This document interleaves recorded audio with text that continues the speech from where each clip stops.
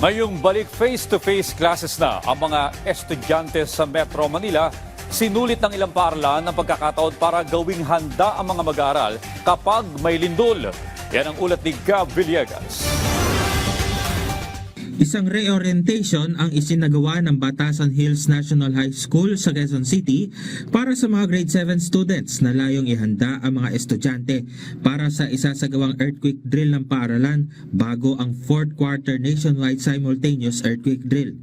Ayon kay Assistant Principal Cirilo Castillo, layon rin nila na gawing pamilyar ang mga mag-aaral sa mga evacuation routes palabas ng paaralan.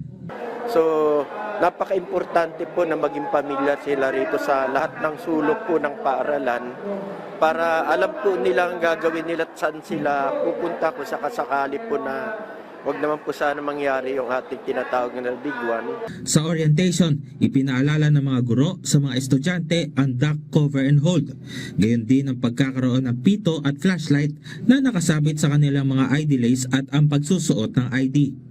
Sobrang halaga po para po pag if ever po man mangyari po yung totoong earthquake po or any calamities po is pwede po kaming makasurvive at meron po kaming magagawa if mangyari po talaga siya.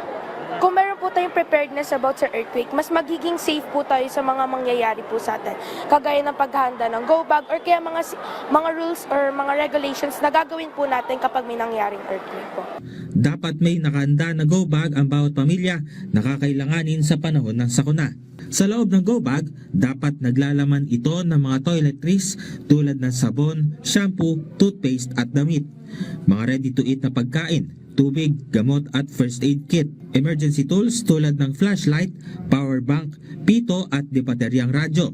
At mga importanteng dokumento, ID at cash. Sa panahon na nahaharap ang bansa sa mga sakuna at kalamidad, paalala ito na ang bawat isa ay dapat maging handa at naka-code red. Gab Villegas para sa Pambansang TV sa Bagong Pilipinas.